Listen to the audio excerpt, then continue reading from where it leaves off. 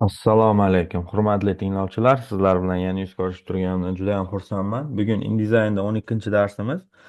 Rasmlarni tekst va shakllar ichiga joylash haqida gaplashamiz. Mana ekrangizda ko'rib turibsiz o'zi. Mana bu yerda murakkab shakl qilingan va bu shakl yasab olinib, buni frame ko'rinishiga keltirib, buni ichiga rasm joylangan. Ikkinchi holatda bo'lsa, o'ng tarafda tekst yozilib, tekstni ichiga rasm joylangan. Bu ko'rinishlarda, shu ko'rinishda bugungi darsimiz davom etadi va quyidagi amallarni bajaramiz. Hop, bu uchun birinchi InDesign dasturini ochib olishimiz kerak. Menda darsni rejasi bor bu yerda. Tak, InDesign 12 dars bugun. Mana 7 ta qadamdan iborat ekan darsimiz. Birinchi qiladigan ishimiz dumaloq grafik frame yaratib olish. Bu uchun InDesign ochib olishimiz kerak. InDesign dasturida 210-297 millimetr bittalik ustundan iborat oddiy A4 qog'ozini ochib olamiz. Bu qog'ozni ochgandan keyin mana yaqinlashtiraman ishlash uchun. Endi qiladigan ishim bitta dumaloq grafik frame yaratish. Ya'ni mana bu sizda to'rtburchak grafический frame turgan bo'ladi. Panel instrumentida shuni mishka o'ng tomon bosib, mana avvalniy frame ga olasiz va shiftni bosib chizganingizda avvalniy framingiz aynan dumaloq aylana shaklda chiziladi. Xo'p, bu grafik frame yaratilindi. Endi buni alt bilan kopiyasini chiqaraman mana. Mana shu oralig'ida chiqarib olganimdan keyin alt shift tugmasini bosgan holda bu dumaloq frame'ni kichraytirsam, proporsiyasi buzilmagan holda va markazdan qochmagan holda quyidagicha kichrayadi. Adobe Illustrator, Adobe InDesign'ni juda ham zo'r funksiyasi bor. Oxirgi qilgan ishi qaytadan qilish. Bu Illustratorda ham bor edi va boshqa dasturlarda ham bor. InDesign'da ham shu xislati bilan juda ham yaxshi ajralib turadi. Buni qaytadan bu ishni endi Illustratorda Ctrl D da qila olmaymiz. Buni qilish uchun mana qaysi bo'limda edi u? Так, mana obyekt bo'limiga kirsanglar, повторное transformация bo'limi bor. Mana shu yerda повторный последовательность turibdi, ya'ni oxirgi qilgan ishni повтор qilish. Ctrl Alt 4 da ham ishlar ekan, mana tezkor tugmasi. Mana shuni bossanglar, mana oxirgi qilgan ish. Mana yoniga kichraytirilgan, qo'yilgandi, men oldiga tashlab berdim. Xo'p, menda nimagadir tepaga ko'targan holatim ham bo'lgan ekan. Shu holat yana bo'lmasligi uchun men buni alt bilan kopiyasini chiqarib, mana bu yerga alt shift da kichraytirib, keyin Ctrl Alt 4 tugmasini bosaman. Mana oldiga kichragan, ko'chirilgan va kichragan holatda ko'chib chiqdi. Yana Ctrl Alt 4, Ctrl Alt 4, Ctrl Alt 4 qilib mana davomiy ketaman. Hop, mana shu holatda endi mana bularni ko'paytirib oldim frame'larni. Endi rejamga qarab olaman. Tak, ikkita kopiyasi chiqarilib, uni chap tomonda bir-biriga tekislanish. Men bularni hammasini belgilab turib, grafik frame'lar mishka o'ng tomon bosib ichidan mana guruhlab qo'yaman, gruppировать, Ctrl G yoki mana guruhlarni bitta bo'lib va buni altni bosgan holda mana bu guruhni kopiyasini chiqaraman mana bu yerga. Xo'p, mana bu birinchisi va o'rtaga bittasini chiqardim men. 3 ta bo'ldi. Bu uchalasini endi hammasini belgilagan holda nima qilishim kerak? Birinchi tekstlash. Ya'ni mana tekstlash instrumenti bor, выравнивание. Bunda mana chap tomondan tekstlayman. Hammasi chapdan bitta chiziqqa turgan bo'lishi kerak. Va mana bu yerdan yana chap tomondan birinchisi tekstlayman, ikkinchi qatordan. Buni qilsam mana hammasi bir xil oralig'da joylashadi. Shu tomondan ikkalasini tekstlab olganimdan keyin buni Ctrl Shift G da guruhdan yechib yuboraman. Ya'ni hammasi bitta alohida obyekt bo'lib ketdi. Va hammasini belgilab turib, обработать kontur foynasi bor mana. Обработать konturda mana birinchi instrumentni bosaman. Ya'ni hammasini bitta qilib yuboradigan instrument bu. Bitta bossam mana hammasi umumiy bitta shaklga aylanadi. Xo'p, endi nima qilamiz desak, buni ichiga rasm joylab olamiz. Ya'ni bu уже frame ga aylanib bo'ldi. Buni belgilab turib, Ctrl D da bossanglar, rasm oynasi ochiladi. Kompyuterlardan rasm topasizlar.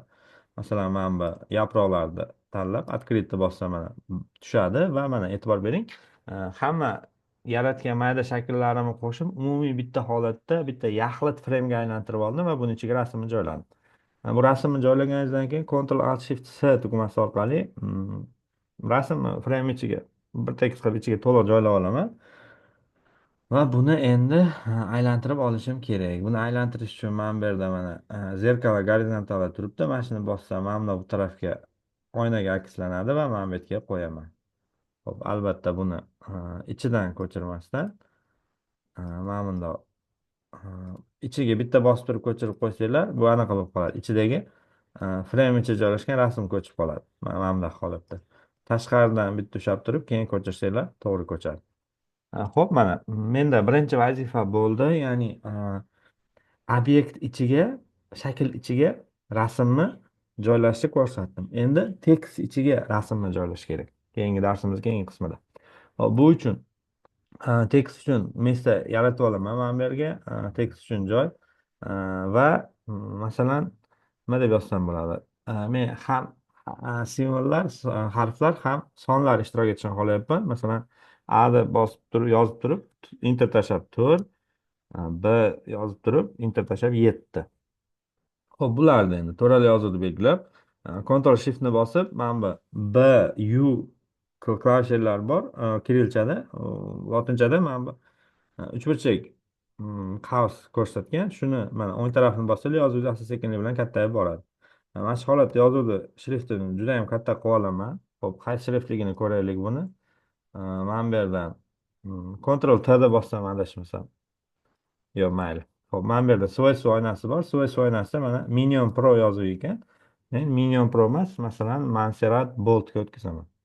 Montserrat Bold, ya'ni mana ancha qalinroq bo'ladi. Va shu yerda mana bu instrumentlar ichida mana yozuvlar oralig'i. Shunda yozuvlarni chipslashtiraman yana ham.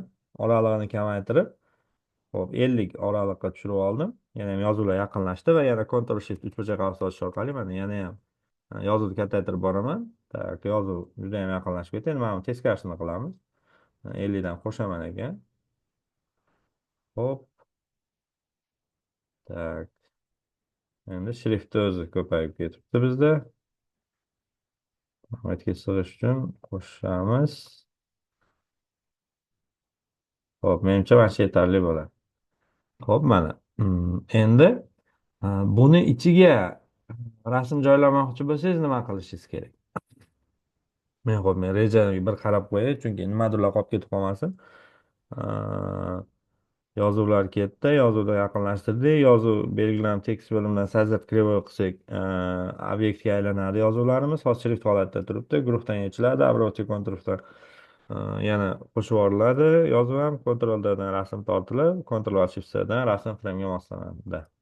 Xo'p, to'g'ri ketyapmiz ekan. Ya'ni mana bu yozuvni belgilab, endi hamma yoqni razmerini to'g'rilab olgan bo'lsangiz, tak, tekstga kirasiz. Tekst kamidi? Qaramasam adashmasdim ekan. Tekst bo'limidan sozdать кривой ekan. Ha. Tekst bo'limiga kirasiz va mana bu yerdan qaraysiz. Sozdать кривой mana. Ya'ni garachik klavishasi ham bor ekan. Ctrl Shift O. Sozdать кривой qilsangiz, qarang, tekstingiz endi mana bu tekst emas, obyekt ko'rinishiga keldi. Ya'ni bu bundan oldin yozuv ko'rinishida turadi. Qancha katta bo'lsa ham. Hozir obyekt bo'ldi va buni endi hammasi bitta turibdi, lekin obyekt ko'rinishida ham. Mishkan o'ng tomonini bosib, razgruppировать yoki Ctrl Shift dan guruhdan yechib olaman. Ya'ni mana har biri bittadan alohida obyekt bo'ldi. Xo'p, endi to'ralasini belgilab, mana bu yerda обработка konturdan, mana birinchisidan bitta shakl qilib yuboraman hammasini qo'shib. Ya'ni guruh oldin birinchi holat nima farqi bo'ldi desanglar, birinchi holatda 4 ta alohida obyekt bitta guruhda turadi. Ya'ni ular baribir alohida edi. Men nima qildim?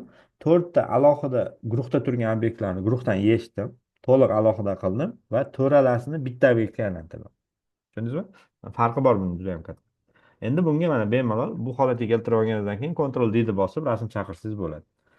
Masalan, mana qo'ziqorin rasmi yoki mayli shu qo'ziqorin rasmini открыт qilib ochdim. Mana qo'ziqorinni mana bu tarafi qilindi tushdi. Ya'ni endi Ctrl Alt Shift C ni bosgan holda mana rasmni to'liq ichiga joylab olamiz. Buni 2 marta bosgan holda mana frame qo'ziqorinni bu yoqqa olib o'tsak ham bo'ladi masalan.